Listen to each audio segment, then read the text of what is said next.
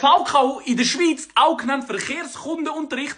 Jeder hat einen Anschiss gehabt. Ich meine, ganz ehrlich, du bist ja schon praktisch am Fahren. Und zudem, dass du schon so viel Geld in das hineinsteckst, musst du zusätzlich 2x4 Stunden lang irgendwann einmal am Abend irgendwo in ein Klassenzimmer sitzen und jemandem zulassen, wie er dir nochmal theoretisch erklärt, was du beim Autofahren musst achten. Ich meine, dort wird einem beigebracht, warum man nicht am Handy sollte sein. Wisst ihr, wie schnell es gegangen ist, bis alle anderen am Handy sind während dem Autofahren? Genau, ein Tag. Nur am ersten Tag, als ich meine Prüfung bekommen habe, habe ich wirklich gedacht, oh, ich gehe nie ans Handy, ich bin nie am Handy. Genau 2 Stunden ist es gegangen. Und wenn es nicht am Handy warst, du hast ja trotzdem aufs Handy geschaut und hast schnell die Musik umgestellt.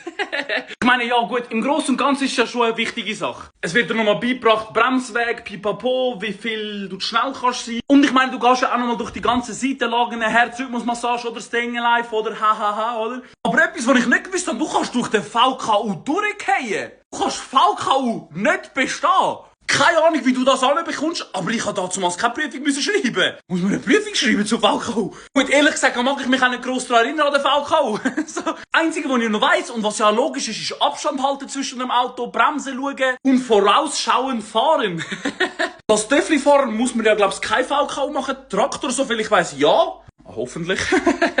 Das ist auch so eine Sache, da muss ich mich noch dran gewöhnen. Jetzt fährt so ein 14-Jähriger vor mir durch mit einem Traktor. Ich so, damn! Aber man muss sagen, er hat nur im Griff gehabt. Wirklich. Aber schon crazy, einfach als 14-Jähriger so einen Traktor rumfräsen.